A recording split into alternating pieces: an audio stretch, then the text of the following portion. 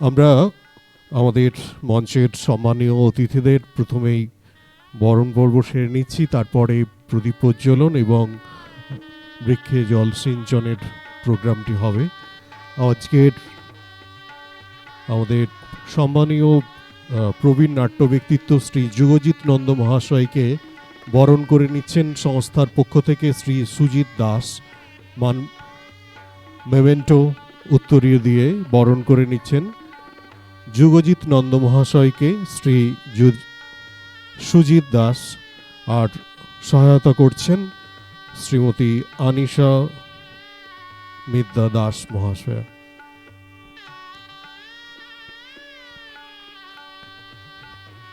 গত 6 দশকেরও বেশি সময় ধরে পশ্চিমবঙ্গের অবিভক্ত মেদিনীপুর জেলার বিভিন্ন জায়গায় নাট্য পরিচালনা, নাট্য নির্দেশনা এবং নাট্য আন্দোলনের সঙ্গে যুক্ত থেকেছেন শ্রী যুগজিৎ নন্দ মহাশয়।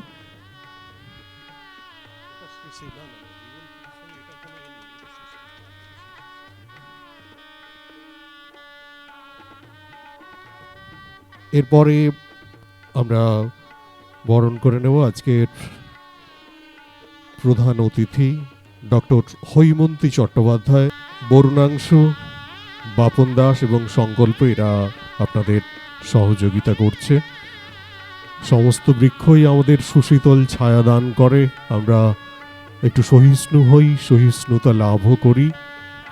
আর আমাদের এই প্রজন্মের ছোটদের এবং যারা নাট্য জগতে রয়েছে, নাট্য চর্চায় রয়েছে, আমাদের 3 দিন ব্যাপী যে হলদিয়ার নাট্য উৎসব তথা জাতীয় নাট্য উৎসব, তার শুভ সূচনা করতে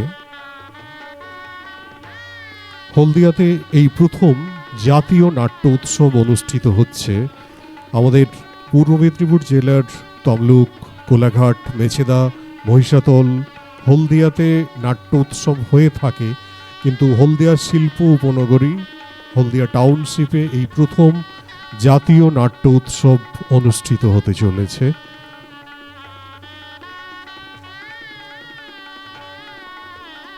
এরপরে আরেকটি বিশেষ কাজ আমাদের রয়েছে।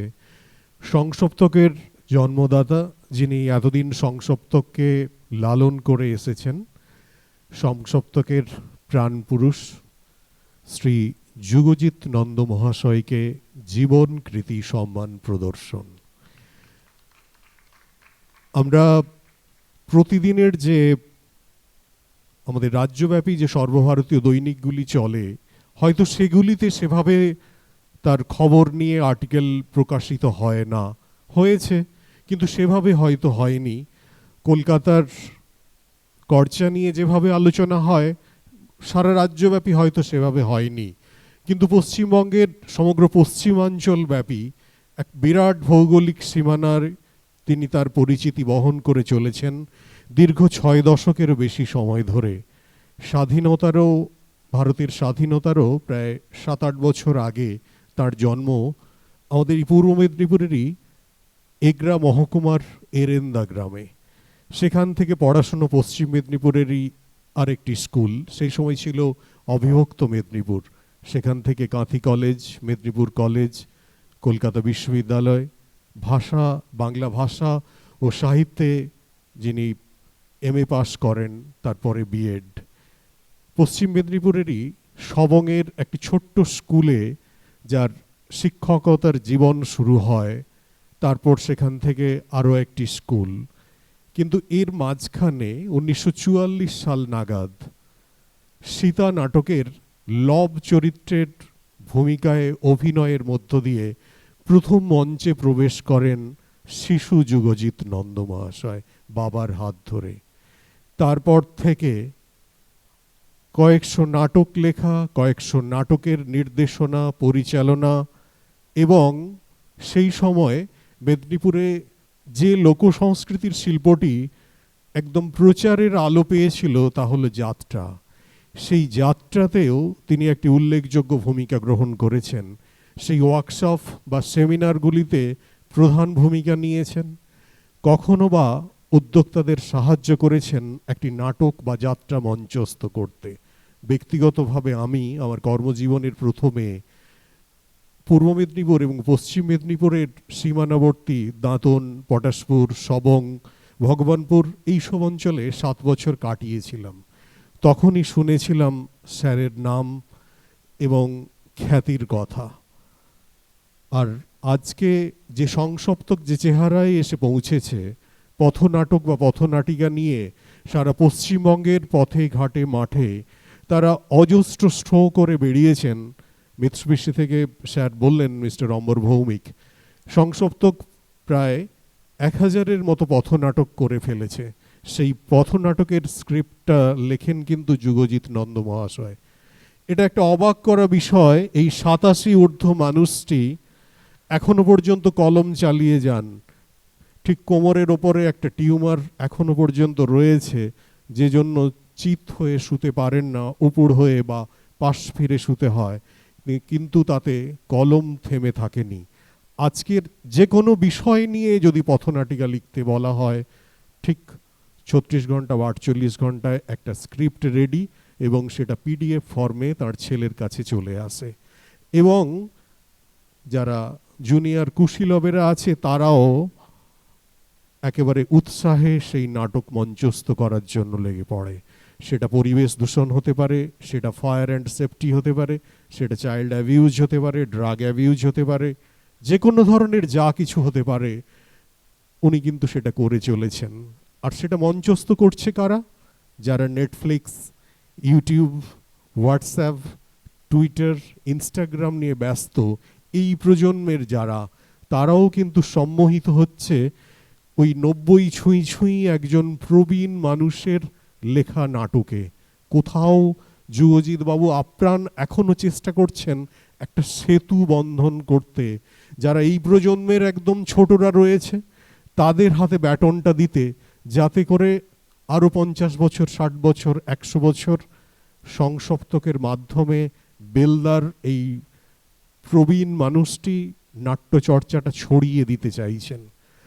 আমরা যারা হয়তো নাটকের কিছুই বুঝি না সেভাবে একটু একটু করে ওনার সান্নিধ্য লাভ করার চেষ্টা করেছি, ধন্য হয়েছি, সমৃদ্ধ হয়েছি ওনার কাছে গিয়ে। এবার আমরা সংসপ্তকের পক্ষ থেকে জীবন কৃতি সম্মান তুলে দেব স্যারের হাতে। সংসপ্তকের যারা জুনিয়র কুশীলব আছে সবাই মঞ্চে এসো, সেই সঙ্গে স্যারের উদ্দেশ্যে আমরা যা দেব তা নিয়ে হবে। আচ্ছা, স্যারের হাতে বিশেষ যে মানপত্রটি তুলে দেওয়া হবে সেটি পাঠ করছে স্যারেরই নাতি অদ্রিজিৎ নন্দ, আর পোর্ট্রেটটি তুলে দেবেন শ্রী কুণাল নন্দ।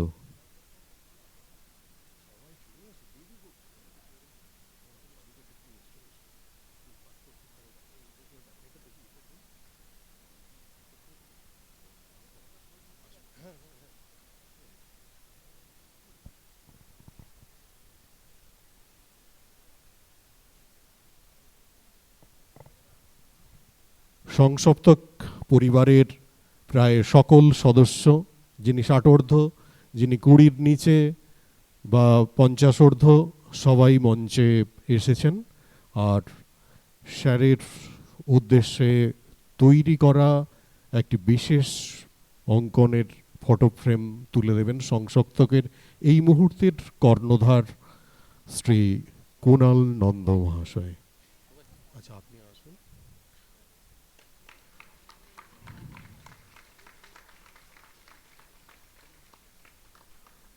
একদিন গল্প করতে করতে বলছিলেন, রবীন্দ্রভারতী বিশ্ববিদ্যালয়ের বাংলা ভাষা ও সাহিত্য বিভাগের সেই সময়কার প্রধান ক্ষেত্রগুপ্ত ছিলেন ওনার হেড এক্সামিনার। তখন জেলায় জেলায় হেড এক্সামিনার থাকতো না, ক্ষেত্রগুপ্তর কাছেই উনি খাতা দেখতেন।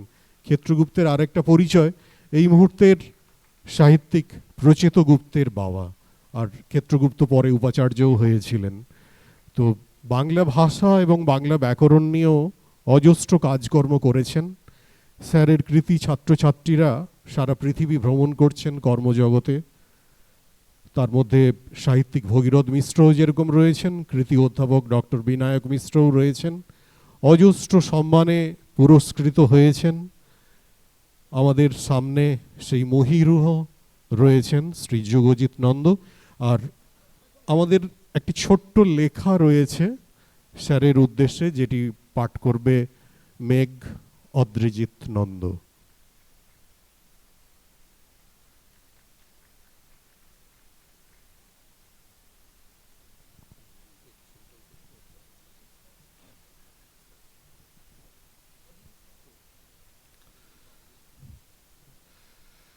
হে মহিরুহ, তুমি অবিভক্ত মেদিনীপুরের সন্তান।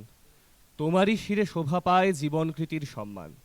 যে হাতে কলম ধরে তুমি সৃষ্টি করেছ সাহিত্যের অমূল্য গাথা, সে হাতেই রাইফেল নিয়ে রুখে দাঁড়িয়েছ, নোয়াউনি কভু মাথা। যাত্রা ও নাটকের মঞ্চে জাগিয়েছ তুমি হাজারো প্রাণ। যুগের দাবি বুকে নিয়ে দিয়েছ শিল্পকে নতুন আখ্যান। গণনাট্য কিশোর বাহিনী হয়ে রাজপথের গণ আন্দোলনে লাল পতাকা ঊর্ধ্বে তোলো তোমার হৃদয় অঙ্গনে। এই বিশেষ লেখাটিও মেঘের, অদ্রিজিৎ নন্দের। অতিথিদের আসন গ্রহণ করার জন্য অনুরোধ করব। আর এরপরে বক্তব্য রাখবেন জীবনকৃতির সম্মান প্রাপক শ্রী যুগজিৎ নন্দ মহাশয়।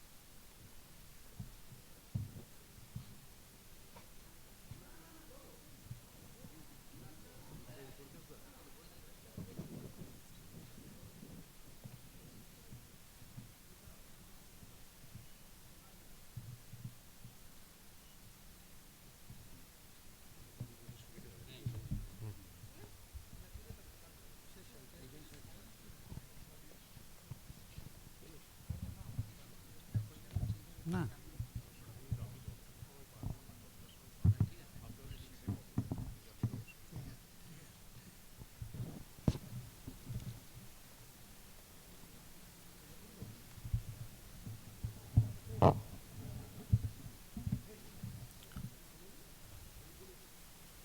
নমস্কার, শুভ সন্ধ্যা। আজকে সংসপ্তক হলদিয়া এতদিন ধরে নাট্য উৎসব করে আসছিল। আজকে কিন্তু জাতীয় নাট্য উৎসব তারা করতে পারছে 3 দিন ধরে। আমি প্রথমেই সেই জন্য তাদেরকে আমার আন্তরিক প্রীতি, শুভেচ্ছা, অভিনন্দন এবং আশীর্বাদ জানাই। আমরা যারা মঞ্চে রয়েছি সেই বুধমণ্ডলী এবং আমার মুখোমুখি যারা বসে আছেন গুণীজনমণ্ডলী, সবাইকেই আমার পক্ষ থেকে বিনম্র শ্রদ্ধা, অভিনন্দন এবং নমস্কার জানাই। এরা আজকে আমাকে জীবনকৃতি সম্মান জানালেন এবং তাতে অনেক বিশেষণ টিশেষণ ইত্যাদি আমার সম্পর্কে যোগ করা হলো, যেগুলো হয়তো সবটা আমি পাওয়ার যোগ্য কিনা আমি নিজে জানি না। তবে প্রিয়জনদের কাছ থেকে কিছু পাওয়ার একটা আনন্দ আমার সমস্ত শরীরের রক্ত প্রবাহের মধ্যে আমি অনুভব করছি। আজকের এই যে গানটা দিয়ে আজকের উদ্বোধনী অনুষ্ঠানটা শুরু হলো, সেটা কথা বলেই আমি আমার কথা শুরু করব। এটি ভারতীয় গণনাট্য সংঘের সংঘ সঙ্গীত,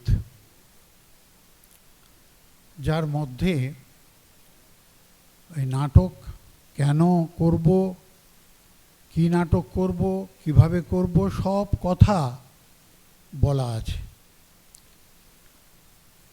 1943 সালে 25শে মে বোম্বাইতে প্রথম ভারতীয় গণনাট্য সংঘের সৃষ্টি হয়েছিল। তার সভাপতি ছিলেন এন.এম. যোশী এবং সম্পাদক ছিলেন অনিল ডি সিলভা। আর তার যে প্রতীকটা ছিল ড্রাম বাদক, সেই প্রতীকটা তৈরি করেছিলেন চট্টগ্রামের এক বিখ্যাত চিত্রশিল্পী চিত্তপ্রসাদ। আর ভারতীয় গণনাট্য সংঘ প্রথম বোধহয় একটি নাট্য সংস্থা যা সারা ভারতবর্ষ জুড়ে এই নাটককে একটা প্রগতিশীল ধারার মধ্যে এনে ফেলেছিলেন, যার উত্তাল তরঙ্গ সারা ভারতবর্ষে ছড়িয়ে পড়েছিল একসময়। পশ্চিমবঙ্গে তো রয়েইছে। আমি তার ঠিক 1 বছর পরে প্রথম মঞ্চে অবতরণ করি 1944 সালে। তখন বোধহয় ক্লাস 2তে পড়ি। আমার বাবা, আমাদের বাড়িতে একটা মঞ্চ ছিল, নাট্যমঞ্চ, নিজস্ব নাট্যমঞ্চ আমাদের বাড়িতে ছিল। তখন এই ধরনের এইসব কালো উইংস টুইংস ছিল না, তখন উইংসগুলোতে ওই আঁকা ছিল। উইংসের মাঝখান থেকে একটা কাপড় ঝুলতো নিচের দিকে, ঝুললে যে অবস্থাটা হয় সেটাতে আঁকা থাকতো ওই বন টন ইত্যাদি। আবার সেটাকে তুলে দিলে তার ভেতরে ঘর বাড়ি রাজপ্রাসাদ ইত্যাদি এরকম। আর পেছনে যখন যে দৃশ্য হবে সেই দৃশ্যের দৃশ্যপট কাপড়ে এঁকে সেগুলো গুটানো হয়ে থাকতো আর পরপর পরপর করে পড়তো। উঁচু মাটির দিয়ে মঞ্চ তৈরি হয়েছিল। সেই মঞ্চে বাবা আসলে কলকাতাতে পোর্ট কমিশনের চাকরি করতেন। তিনি সেখান থেকে শিশির ভাদুড়ী, আমাদের পৃথিবী বিখ্যাত একটা নাম নাট্য জগতের, তিনি তখন সেন্ট জেভিয়ার্সের ইংরেজির অধ্যাপক ছিলেন।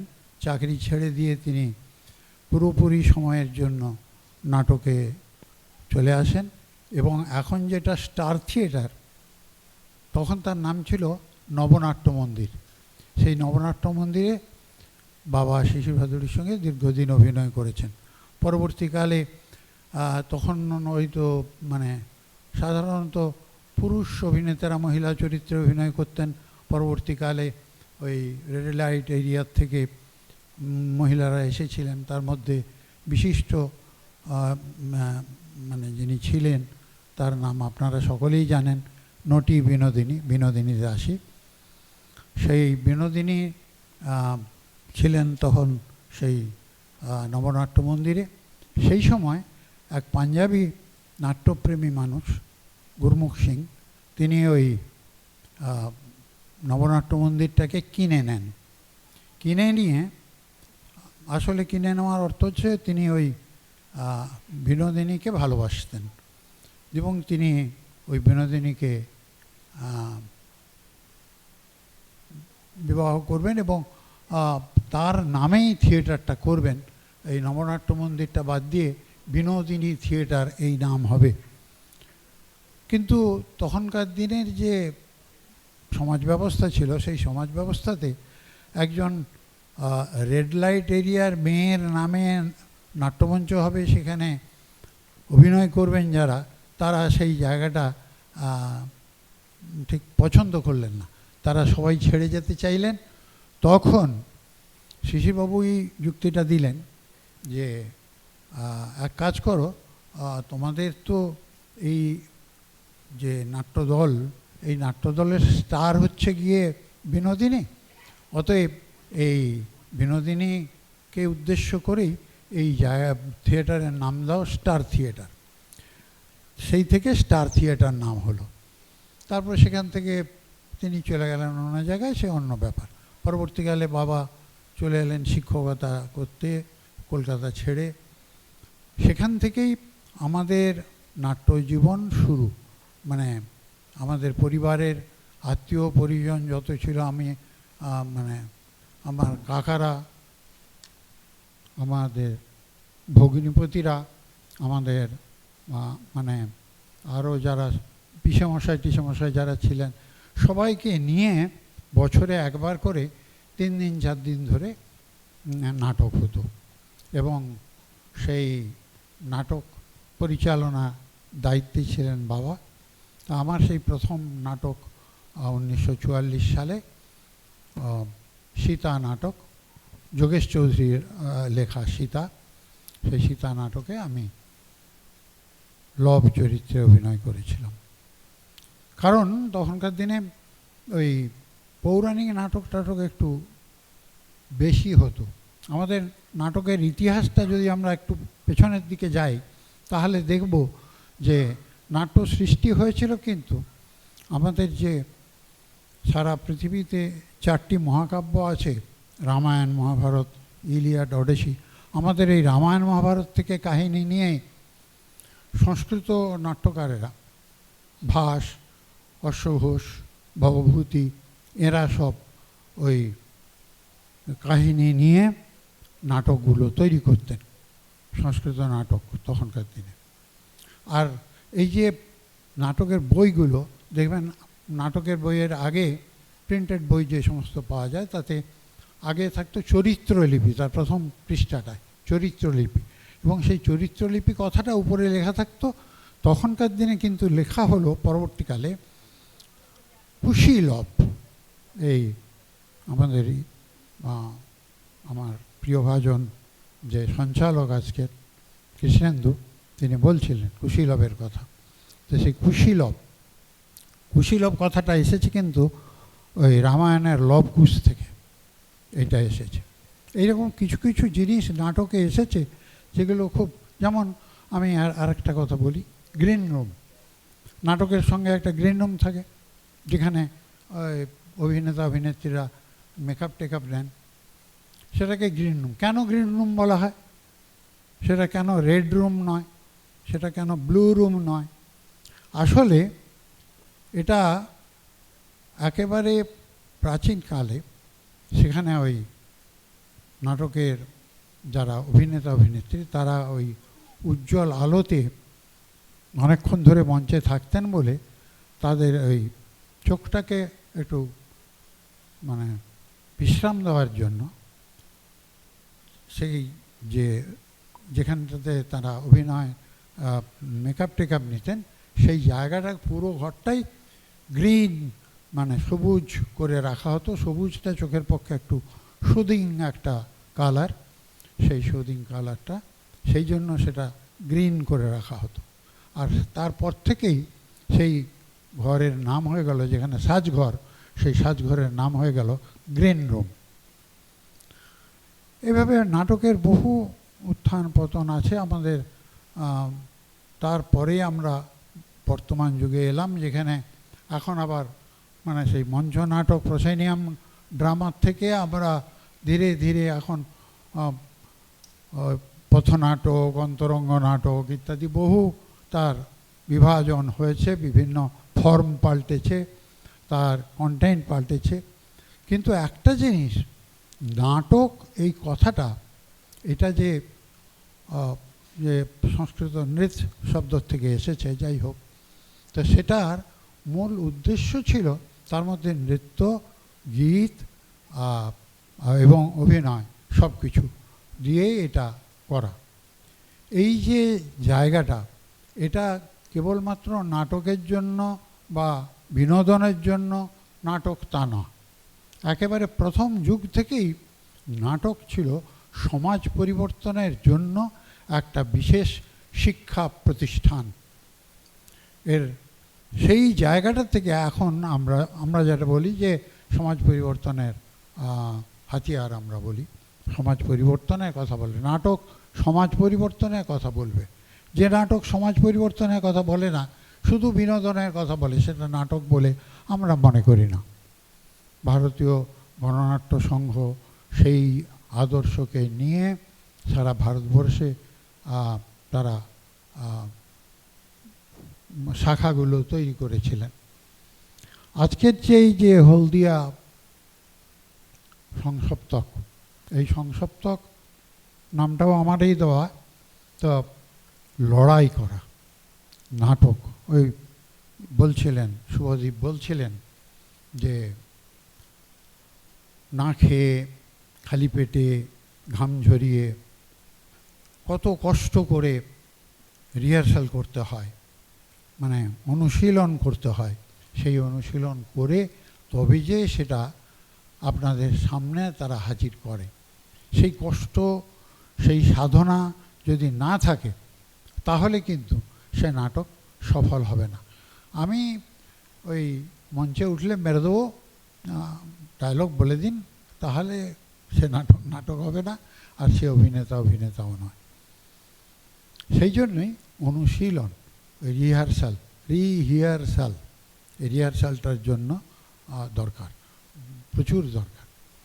সেইভাবেই আজকের এরা নাট্য উৎসব থেকে আজকে জাতীয় নাট্য উৎসবে তারা এসেছেন। এটা আমার পক্ষে, আমার এই জীবনের শেষ প্রান্তে এসে আমি খুব গর্বিত, আনন্দিত। কারণ এই যে সংসপ্তক হলদিয়া, এই সংসপ্তক হলদিয়ার যে প্রাণ পুরুষ দুটি মানুষ আছেন, শ্রীমতী সোমা এবং শ্রী কুণাল নন্দ, এরা আমারই সন্তান এবং আমার পুত্রবধূ।